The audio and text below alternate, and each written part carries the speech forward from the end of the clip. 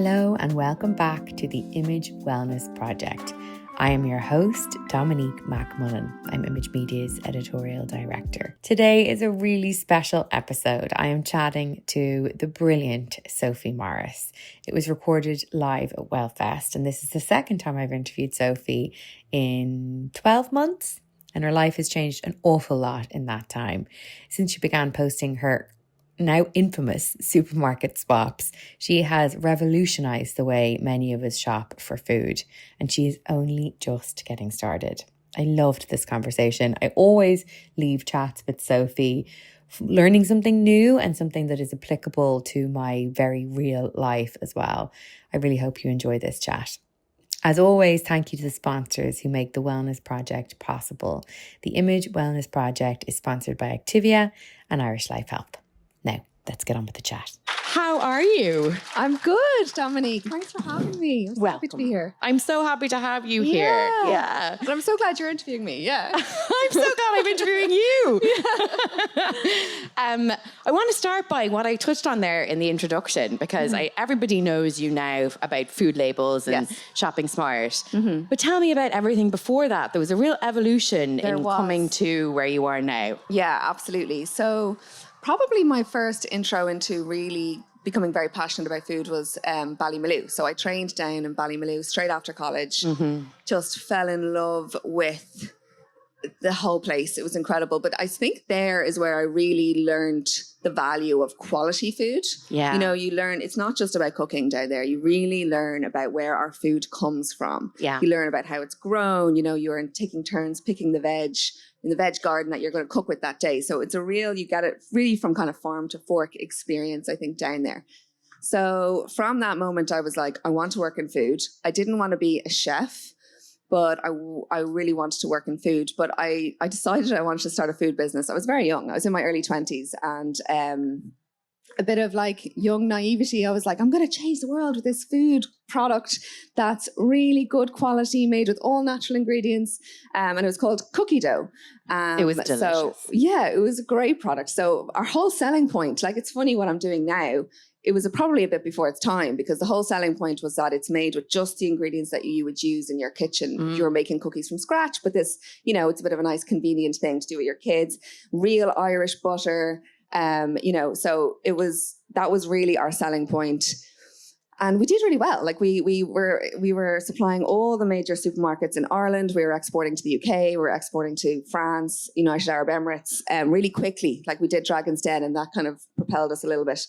And it did really well. But that experience really shaped my understanding of the food industry and a lot of what I talk about now, which is kind of so funny about what I'm doing now. But it was that whole experience of understanding food processing, the constant pressure to use cheaper ingredients because the retailers are constantly putting pressure on you to have things cheaper, price promotions on end. You know, when you see products on the end of the aisle to get our attention, like the amount that you have to pay to go on that end aisle, like just the amount of things that go on, like that whole experience is really what shaped, I think, pretty much what I'm doing now, you know, and also understanding how to develop a product for commercial, for retailers, you know. We were put under a huge amount when we got a big contract with Tesco in the UK, and luckily it wasn't our own brand. It was an own label cookie dough product. So we didn't do it for our own brand, but I'm still a big regret. Like they really pushed us to switch from using real Irish butter to margarine. Yeah. And we were under so much pressure, like the stress of it.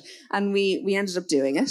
And then we were it was just all this volume, but we weren't making any money. I mean, it was insane. So we luckily exited that business. We managed to sell it for a small amount, but it was just amazing to exit because so many small producers, and you know, like one of my biggest missions now is raising awareness about brilliant small food producers. And I think it's kind of nearly like this vendetta from my own company, you know, because you're fighting so hard for visibility and people want to know about these products. Like people want to have the option of quality, but there's just no visibility for them. Yeah. So that's kind of why I'm so passionate about really raising awareness about small food producers. But really it was that cookie dough experience, I think, is what's kind of led to what I'm doing now. You have a really unique perspective from lots of different angles of the food industry, from inside, outside, in the middle, in between. And you only started posting about food labels in August last year, which is wild. Like August last year, it's not even a year. No, yeah. And I remember talking to you around that time. And Instagram following is not everything by any means at all. No. But you had 20,000 Instagram followers in August last year. In October, you had 200,000. Yeah, and now you have like around 500,000. Yeah, so like really extreme. People really want to know about this stuff. Were you surprised by the reaction, and what led you to start posting about it? I was massively surprised by how much it just seemed to land with people. Yeah. Like, you know, I think what made me start doing it is because I've kind of been banging this drum for a long time, and with women I work with and stuff, and I could see that so many people were very confused when they were going shopping. Like that was really the thing. People were like, I just don't know what to buy, and is this good? Is that good? Like, you know, you're really taken in by the health claims on the front of packaging, and understandably, you know, you're busy, you're running out of the supermarket, running out. You know, we're all in a rush, and of course, you're kind of, whether it's conscious or subconscious, you are influenced by the health halos that we call them. You know, no added sugar on this, all natural, high protein, high fiber, heart healthy. You know, you're like, oh yeah, grab all that. Yeah. And I think that people were trusting those. And I think when I was kind of like, I was lifting the lid on the reality of the tactics of the food industry for people. And people were just shocked. I think it was like this kind of awakening of, oh, maybe they don't actually have my best interests at heart. And it's not to say that these companies are trying to, you know, intentionally, you know, make us unhealthy or anything. No. It's just that they're a business. And we have to understand that businesses, their constant motivation is, how can I make this product cheaper to produce? How can I make it last longer on the shelf? And how can I get people to buy more of it? Because that equals profitability. So that's their motivation. And we just have to be a bit savvy to that and kind of have an awareness. I think that people just didn't have the level of awareness. And now, I mean, everyone says to me now, wow, it's like now that I've seen it, I can't unsee it. Yeah. You know? Yeah, a veil is lifted. That's it. So I think that's why it really just hit, why it took off really. And they've gotten away with it sounds a bit extreme, but they've been doing it because they haven't been held accountable. And now I do see, and I'm sure you guys see too, people in the supermarket reading the labels, and I'm like, she follows Sophie Morris. You touched on health halos. I'd love to talk about that a bit more. Like in your time, you know, those words like natural, organic, low sugar. What are the most misleading ones that you see most often as well? There's so many. But I think the one that's just a massive trend at the moment is the high protein. Yeah. You know, because protein is such a thing that's so talked about as so important that we get. And it is. Like I really prioritize protein as a woman in my 40s. Like it's an incredible, important macronutrient for us. But because it's been such a popular thing that the feed industry has really lashed onto that. And so they're like plastering protein. And they put a markup on it then, you know, because they're like, people will buy this because it says protein. And now they're going to actually charge more. Yeah. You know, I did one the other day and it was like showing like porridge oats and oats with high protein oats on it. And it was like they've added sugar to the oats and a bit of milk protein. But if you add your own milk to your porridge oats, and the price difference was phenomenal. Like it was like 13-time markup because it said high protein oats. So it's just, I think that one is one at the moment, which is quite, and what I really feel strongly to kind of point out is that just because something is high in protein doesn't make it a health food. Yeah. You know, like it is important we get enough protein, but what is the overall context of that product? Is it going to give me micronutrients as well that will give me what I need for my body to thrive, you know? Any other kind of terms that we're seeing often? I mean, protein is one that I definitely, there's bagels that I buy because they say high protein on them. And now I'm like, shit. Are there any other ones that you can think of? I think no added sugar is a really big one. I think that's quite sneaky, you know, because it's particularly used a lot on fruit juices and things like that, where the reality is we're going to get that blood sugar spike because the fruit has been completely, whether it's a juice or a smoothie, it's been completely compacted down, pressed out, fiber has been removed, and you're getting the sugar. Yeah, of course. So yes, there's no added sugar, but it's high in sugar. And that's really confusing for people. I think it's really, and they do it a lot with like kids' foods. And I find that really actually unethical. Yeah. You know? So yeah, that one I think is a big one. I want to talk about kids' foods a little bit more in a bit, because our kids are actually around the same age, and I feel like especially that young child, 3 to 10-year-old age group get really targeted with different foods. Totally. But before we get on to that, one thing that I really learned from you was that healthier doesn't necessarily have to mean more expensive. Yes. Because I think that's a really easy trap to fall into, that you think you have to go to the free from aisle, and that kind of wellness area in supermarkets to be buying the kind of food that is good for you.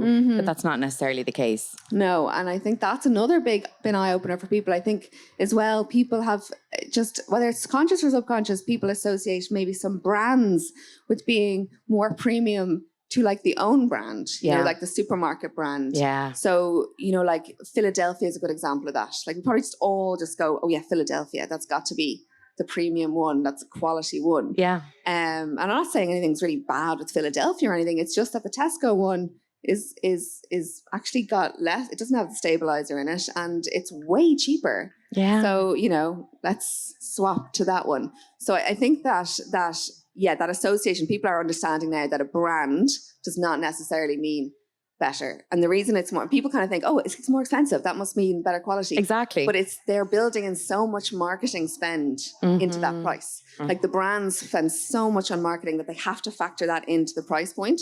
Whereas like a supermarket own brand product, they don't spend on marketing, so they can afford to charge less. Sometimes it's made in the same factory, an own brand product and a branded product. And yet the branded one is like way more expensive. You're paying for their social media campaign, not for their quality ingredients. Yeah, exactly. That's what they're doing. Yeah. That's what they're doing. Yeah. So yeah. What are 3? I mean, I've done so many swaps after listening to you, like honey, my coconut milk, bread is a big one. Bread. What are the 3 kind of clever swaps that you love telling people about? I really love the bread one. Yeah. Because it's one of those everyday, staple foods, particularly as a mom, sandwiches, Yeah. And unfortunately, supermarket sliced pan that we've been raised on, it's just not great. It's very ultra processed. There's loads of ingredients added, some sugar added.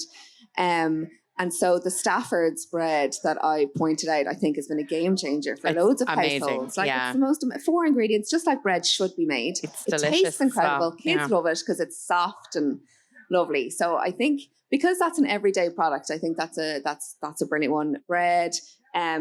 I'm thinking about mums here because I feel like I land, that's my world as mums and feeding young kids. And the reality is you don't get to cook from scratch all the time, you just don't. Like, I love cooking. I don't do it all the time. So I love the frozen chips one because that was a massive eye opener for people that a lot of mums would have a lot of guilt over feeding their kids from the freezer aisle. They'd be like, oh God, and they'd feel bad, let's say, about giving their kids frozen chips. And it was actually very empowering, I think, for lots of mums to say, oh my God, like these frozen chips have just got 99% potato and oil. And these ones actually have loads of other additive ingredients. And the ones with potato and oil are cheaper. So that's a brilliant swap, I think, as well. That actually was a big one for me as well. The frozen chips. I was like, woo, I can give my kids frozen chips. And I love the coconut milk one as well, actually. Yeah. That's a great one. Yeah. And especially Irish brands again. Exactly. Yeah. Brilliant. Old Irish brands. Yeah. Ultra processed foods. I'd love to talk about them because a lot of this has got to do with that, right? Yes. Those kind of ingredients. Yeah. For those who might not know, what is ultra processed food? What makes it? Yeah, there's a few different definitions. Basically, it's a food that's gone through several rounds of industrial processing. Yeah. So lots of additives have been added in, synthetic ingredients. A really simple way of thinking about it is if you look at ingredients list, could I find those ingredients in a kitchen myself? Yeah. And be able to make that? And if the answer is no, then it's likely ultra processed. Yeah. Yeah. So that's essentially what an ultra processed food. And why are they bad for us? So I hate using the word bad, okay? And I'm very careful with my, as in, because I understand. I never actually say that term. This is bad. This is good. It's an ultra processed food. Yeah. So it's a food that's been made with lots of, as I said, synthetic ingredients concocted in a lab versus real whole food. And the issue with ultra processed foods is that the science is clear. You know, the higher our diet is in ultra processed foods, the higher our disease risk. There was actually a really recent study that just came out a few weeks ago, the American Journal of Preventive Medicine. It covered like 240,000 people across 8 countries. And the finding was that with every 10% increase of our calories from ultra processed foods, it increased our risk of early death by 3%, and early death being a death under 75. Wow. So the more ultra processed food we eat is linked to the more risk of disease. And that is clear. And unfortunately, because of the way our food environment has gone and food processing has developed so much, and I think that's been an eye-opener for people too, you know, the ingredients in an everyday food product 20 years ago is very different to the same product now. And that's because they're constantly reformulating products, constantly developing new ingredients to make it cheaper and more profitable. So the reality is now the average Irish shopping basket is around 50% ultra-processed foods. So really? That's dodgy territory. In the UK, it's higher. It's like around 60. And for kids, it's a higher percentage. So that's why it's not that.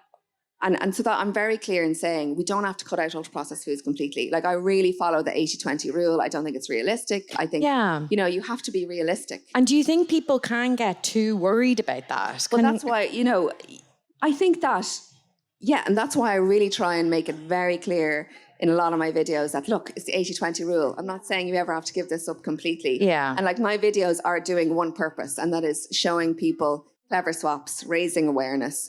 But the reality is, as long as we have most of our calories coming from whole or minimally processed foods, then a minority coming from ultra-processed foods is absolutely fine. It's the diets that are high in these foods where things become problematic. It's the education part. It's understanding what you're doing and making a choice rather than it blindly happening to you.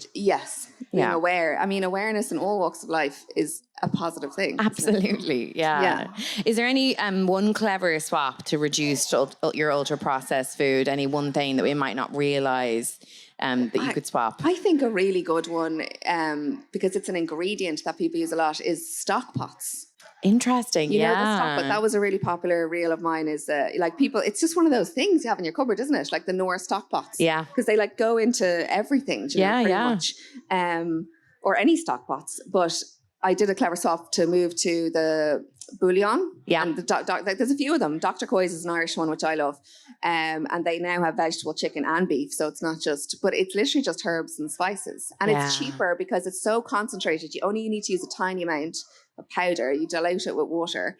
And it actually works out significantly cheaper than buying the stock pots. Love it. So I think that's a great one, That's a good one. Talk to me about the Sophie Morris effect, because I just think it's so fab, and I love that it's called your name.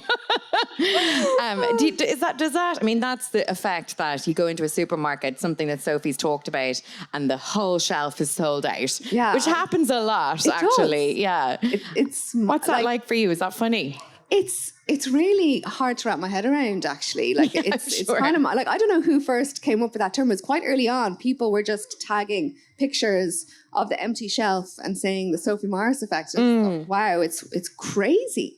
But it is incredible because the supermarkets know this. They see, you know, they see this data, and I know because they've all contacted me essentially, and I hear. So I know that they have really taken notice. And also a lot of the small food producers that I do highlight, I mean, they're so lovely. They come on to me and they tell me the impacts that my video has had. It's amazing. And, you know, they're getting their rate of sale, like their sales have drastically improved. They're getting more, the retailers are getting onto them straight away to list them in new shops. Fab. So for me, it's like, wow, that's really what drives me now, is that it's creating some change in the supermarkets in Ireland. So, I mean, that really totally motivates me, because we want to have better options. You know, the fact that small food producers are getting more visibility just means a better landscape, a better food environment for all of us.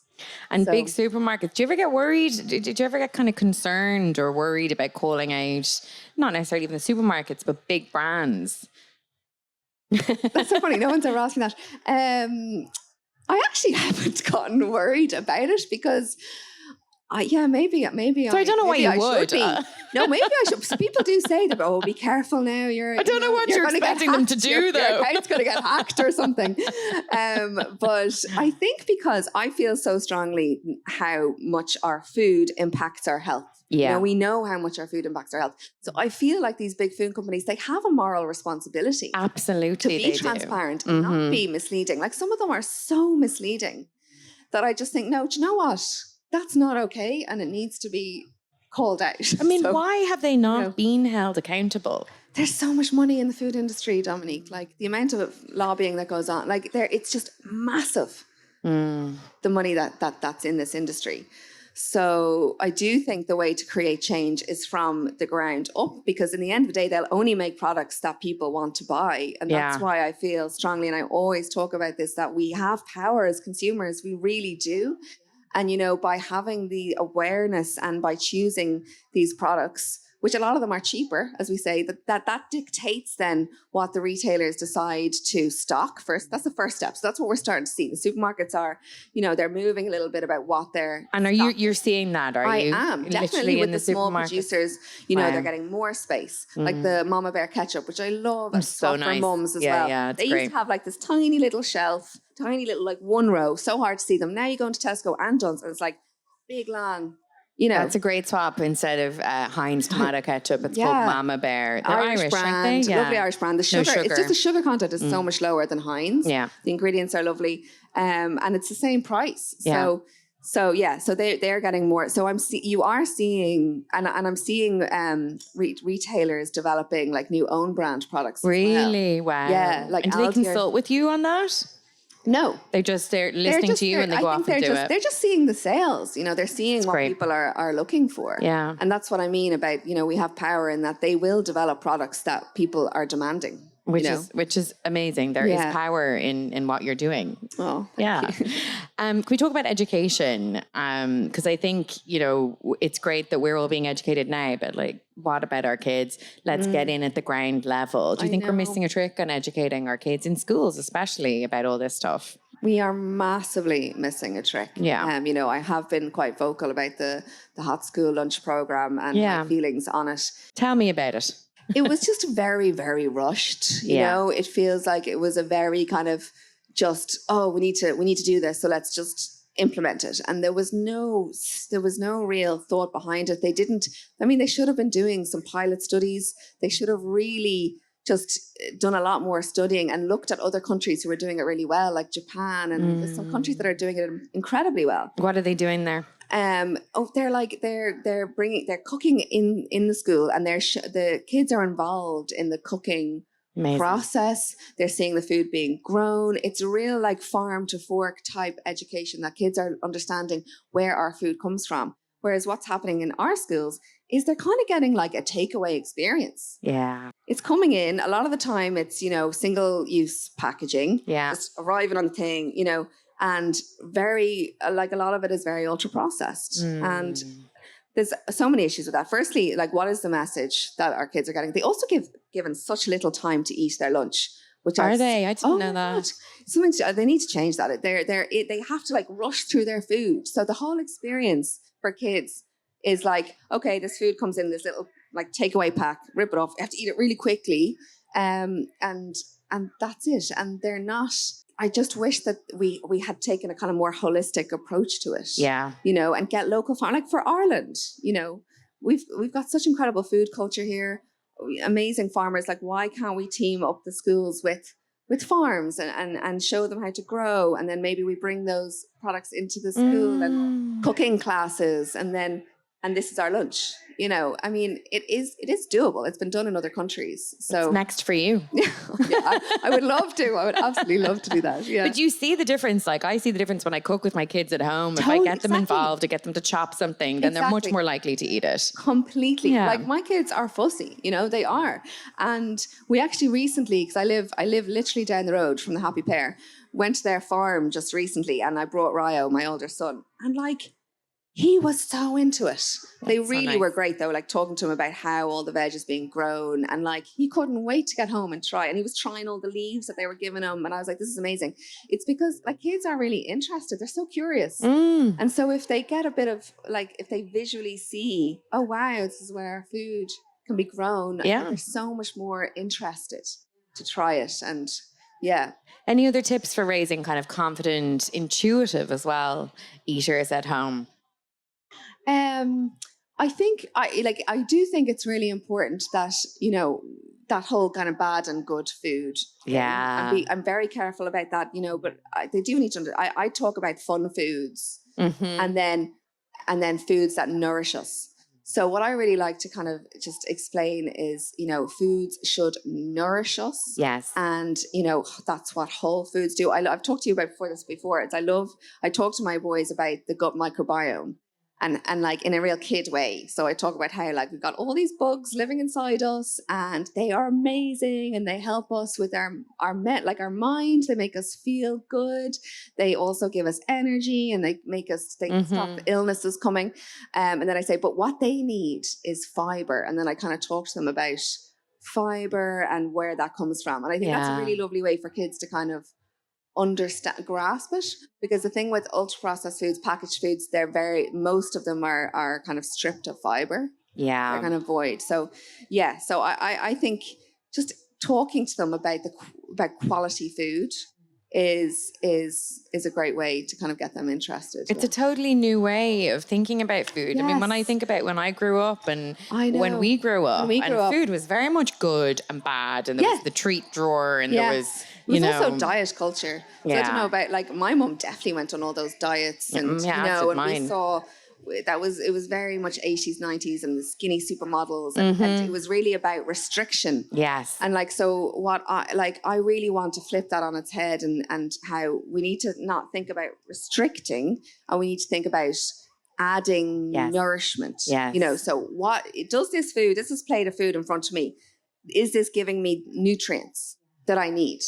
You know, or, you know, because so much of us have been kind of ingrained with just thinking about calories. I know. Yeah. And now it's macronutrients like protein. And they are important. They're not valid. Of course they are, but they don't tell you anything about the quality of food. And I personally think to eat sustainably in a healthy way so that we have longevity, you know, that we live a long and healthful life, we need to have food that actually is packed with micronutrients, is really going to nourish us. And I think when you eat that kind of food, I do feel like, you know, it satiates you. So you're not actually, whereas the restriction thing, you're hungry, you want more, you know, it's not sustainable. We've all been there. Yeah. And it becomes an emotional journey instead of just the nourishing yourself, you know, basic level foundation of what it should be. Yeah. So like every meal I have, I kind of say to myself, okay, what can I add here? I love thinking about adding and subtracting. Yeah. It's just a nice mindset shift. Yeah. So what can I add to this meal that'll give me more nutrients? And I love like seeds, because they just add so much nutrients. So I'm like, can I just put some more seeds on this lunch or and just thinking of it that way, I think it's a really nice reframe for people. I remember learning that from you, actually, that you make little sprinkles and stuff that like you can get your however many plants that you need in a day by just adding like a little bit of extra spice or a few different types of seeds or a few different nuts or whatever it is. Spices, herbs, exactly. Yeah, it's not a hard thing to do. No, yeah. I want to ask you about how you're looking after yourself, because you like your life has kind of changed quite a lot in the last few months. Dramatically. Yeah. You've gotten very busy. Yeah. And I wonder how you look after yourself. What does self-care look like for you? Yeah, I'm not going to lie. Like, it definitely took a knock initially on how I would usually look after myself, because I was just it was quite overwhelming, you know, suddenly how busy I got and people contacting me and also incredible. So you kind of, and then you have young kids and it's like, whoa, like, where's the juggle? I think I'm definitely getting better now. I'm getting more grounded in it. But if, like, for me, like, walking is such a big thing. Yeah. And like throughout the day. So like I work from home, and even if it's I luckily live on a gorgeous like little lane, which is really pretty, and I just get out, even if it's like 5 minutes, but spread out throughout the day. I just need to get that fresh air, Mm-hmm. not on my phone. Yeah. Taking, that really kind of grounds me, is just getting outside. I just need that outside time. And are you cooking kind of every day? Does that is a keep you- non-negotiable for me, is my food, for me, because I know that's actually something I really realized when in my early years of having the boys, I let my own food slip. Yeah. Because you were feeding them. I was feeding them, but I was also just postnatal, like anxiety. I was just all over the shop. Sleep was terrible, and sleep is really bad because it elevates your hunger hormone when you have sleep deprivation. So your ghrelin, is your hunger hormone, goes up. So that's why you're starving after having bad sleep. And I had terrible sleepers. So, and I wasn't going for the stuff that I would have used to. Like, I'm so into food and nutrition, and yet I was starting to eat crap, and I was eating their leftovers and worrying about what they were eating. Yeah. And look, I connect the dots after, but that was the worst time in my life in terms of my mental health, for sure. Like, I had really bad anxiety, and yes, a lot of it was sleep and transitioning to motherhood, but it was also, I wasn't looking after myself with my food. And, I think people connect, right? We all connect the food we eat with our physicality. Like, if we gain weight, oh, I've eaten too much food. But I don't think people make enough connection with the quality of the food we eat and how we feel. Like, our gut health, like 90% of our serotonin is produced in the gut. Our serotonin is our feel-good hormone. So, like, I wasn't eating enough plants. I was just eating not good food. And I definitely, it impacted me massively. So now, and I know that now. And so now I am like, even if my kids are picky, I am making meals that not just that they will eat. I am eating meals that I need to nourish myself. How did you start to turn that around? Because that's a difficult shift once you're gone in one direction, to turn around, to start doing again things for you, cooking for you, nourishing yourself. It was definitely when my youngest probably got to about 18 months. I kind of got over that initially. He had started to sleep better, and I realized something has to change here. Yeah, I'm not actually in a great space. So I was like, right, I need to get back to, I've always loved food, and I knew intuitively I wasn't looking after myself. Yeah. Like, I did know. So it was like, I need to just actually prioritize myself, because I've just been prioritizing them so much. I need to go back to prioritizing myself. So I really went back into, okay, what do I love? And it's mad how quickly, like, when you start looking after your food and nourishing yourself better, how quickly you actually notice a difference. Like I did.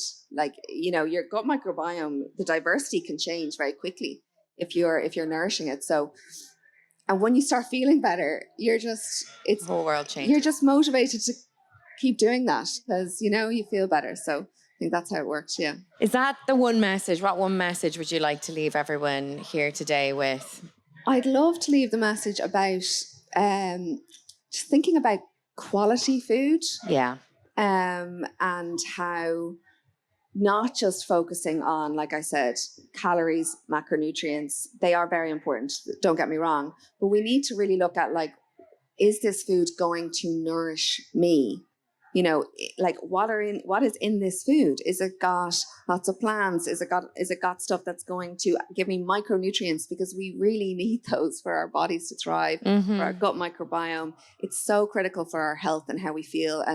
And I like to think of it as, eating for longevity, not just, I got to eat to lose weight for this summer, which is what we've kind of had. Yeah, let's all just let go of the losing weight thing. Yeah, yeah. let's just let go eat of it. For our health, for longevity, and I think that's all about eating quality food, really. Yeah, amazing. Yeah. Do we have a few minutes for questions?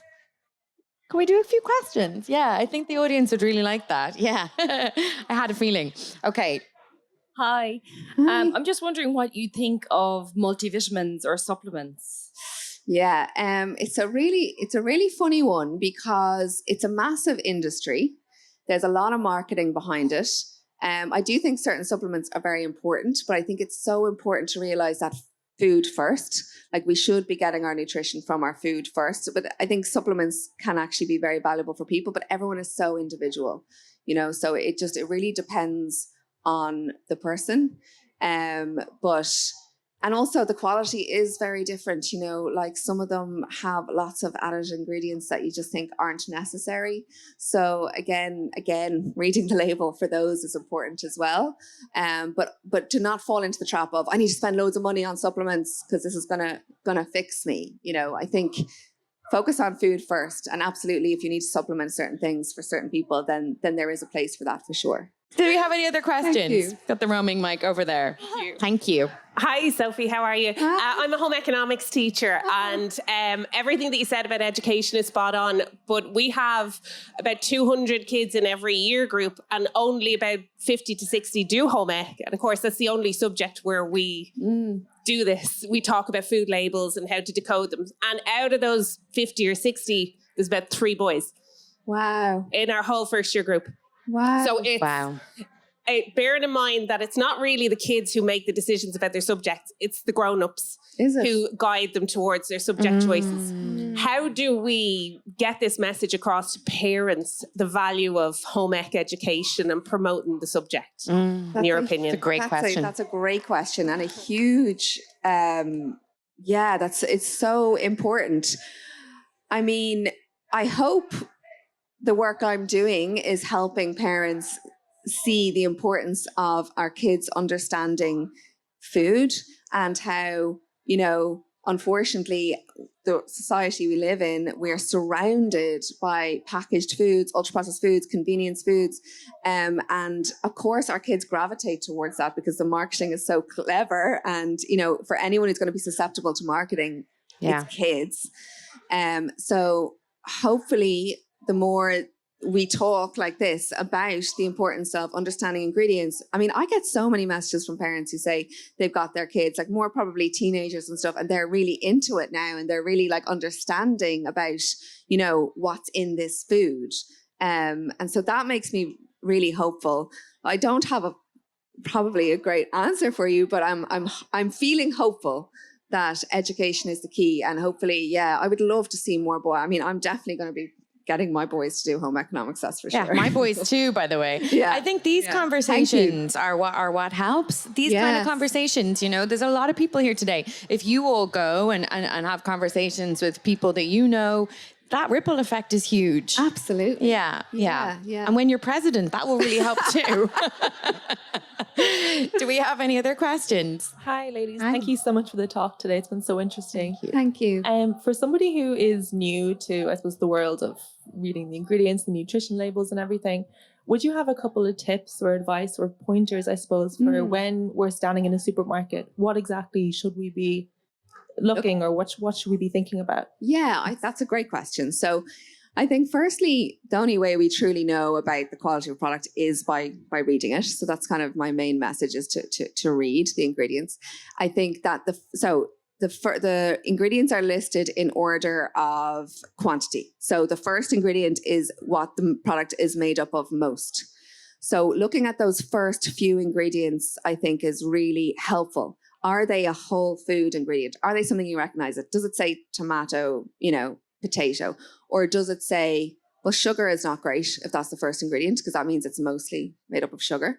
Unless you're eating sweets and you know, okay, well, I know what I'm getting. You know, that's really important to say as well. Like it's kind of like about labeling. Let's just call a spade a spade. If I understand I'm picking up sweets, then great, I'm making that choice.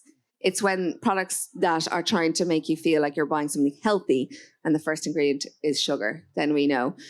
Or if the first couple of ingredients are ones that you don't recognize as something, as an ingredient you'd be able to buy, you know, they're artificial additives, that's also a telltale sign that this is a very highly processed food. It's probably not going to nourish me. So I think looking at those first few ingredients is really important. And I think as well, if there is sugar listed in it, it's good to get into the habit of looking at how much sugar. So you also then have to go to the nutritional facts little table and see how much sugar is in it. And 4 grams of sugar is 1 teaspoon. So because a lot of people can visualize better, like the teaspoons. I try and talk about teaspoons. So if you see 20 grams of sugar. That's a lot, yeah. Which you see in like kids' products, that's 5 teaspoons of sugar. And you can kind of visualize, oh my God, that's literally like having 5 teaspoons of sugar in that thing. So I think that's a good kind of place to start, really. Hi, Sophie. Thank you so much for your talk. It was really interesting. Thank you. My question is just, I suppose, would you have any advice for people who have specific dietary requirements? I'm mainly like vegan and gluten-free, who are often quite dependent on UPF.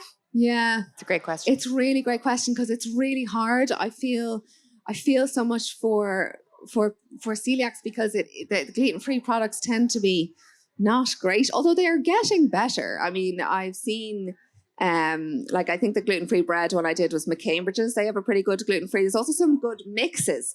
So it might take a bit more effort, or you might have to think outside the box a little bit more, but I'm seeing like more baking mixes and like bread mixes, which are really nice that you make at home and still quick, but it's got good ingredients. I think, look, there's no doubt about it. There's definitely takes a little bit more because there's less availability out there. But I think just getting into a good habit at home of batch cooking your own food. I mean, batch cooking and using the freezer. I think the freezer is such a great tool that we don't utilize. Like I know for like gluten-free snacks can be really hard. So making like a good, like just carving in a time once a week that you have a bit of time, Sunday, put in a podcast, batch cook some nice snacks and keep them in the freezer, I think is a great kind of thing to do. It's a good tip. Yeah. Thank you. Thank you. Yeah. We've got one over here. Hi. Hi, thank you. I really enjoyed your talk. Oh, thank you. It's just a comment on the home economics teacher down there. My boys are now in their mid-30s, and when they went into secondary school, for the first year, every first-year student had to do home ec. Wow. And then they made their choices. Yeah. And then when they hit transition year, again in transition year, they had to do home ec. They didn't have an option. That's brilliant. And while neither of them, I thought, they don't particularly like cooking. Now in their 30s, they are both very good cooks, health conscious about what they eat. So there is hope out there, but it has to start at an early age. So thank you for your talk. I've really enjoyed it. Thank you so much. Thank you. I think we can take one more, yeah? Hey, Sophie, how are you? Yay, man! Yay! I'm just wondering about zero-calorie drinks and low-calorie sauces. They're in a lot of like gym plans and stuff these days, so I'm just wondering what's your thoughts on it. 0 calorie drinks. There's there's a range, let's just say. In general, I'm not a massive fan because they tend to they're filled with artificial sweeteners, essentially. I'm not really an artificial sweetener fan. I think that they're very confusing for the body. The body actually knows how to process sugar really well, whereas artificial sweeteners are very new. I think that they are like, they get, our body experiences the sweetness taste on their tongue when we experience an artificial sweetener. So then our body thinks that sugar is arriving, and then sugar doesn't arrive. And actually research shows that it still causes an insulin response. Interesting. Wow. So, and then there's other studies that show, we need more studies, definitely, but there are studies that are showing that they're disruptive of the gut microbiome as well. So I personally aren't a massive fan of those drinks. Yeah. I don't know if that's a helpful answer. Do we have one but again, more? 80-20 one rule. More. Again, 80-20 rule. rule. Yeah. Again. One more question. Thank you, Sophie. I just want to know whether besides batch cooking food, yeah. Do you know anywhere where people can get low FODMAP foods, like ready-made low FODMAP foods? Low fat ready meals. FODMAP. Oh, FODMAP. So people who I actually don't know if I've seen. There are a lot much better convenience meals coming on the market. I did one about the Feed brand. Have you seen that brand? I haven't, no. It's in Super Value. I think there might be more available now, but that's a really great convenience meal brand. And so I'm seeing more and more coming on the market, which is brilliant. There's another one called Ball, I think, in Tesco. But yeah, they're kind of the best ones I've seen. Yeah, because it's very hard to find low FODMAP foods, and really hard. I was expecting some here at WellFit. Yeah. But if people could be made aware of the word FODMAP. Yes. And there is a market out there. Yes, people definitely. Want to get ready-made. I think it would be good. It would be good good niche for market. food producers to maybe start looking at that, utilizing that as a way to for marketing, because some of them probably but they're just not utilizing that term in their marketing. Any food producers here? Take note. Yeah, Exactly. Great. Okay, Thank you. I am Thank you. going to have to leave it. Thank you for your question here today. Please, give it up for Sophie Morris. Thank you. And thank you for everything that you're doing. Yeah, thank you. Thank you for listening to this episode of The Wellness Project. This is the part where I ask you to please like and subscribe. It really does help us reach new listeners, and I know so many people could benefit from a conversation like that one. Remember also to keep an eye on image.ie for lots more information and insights and expert advice on all things wellness. I will chat to you next week. And until then, please do mind yourself. The Wellness Project is sponsored by Activia and Irish Life Health.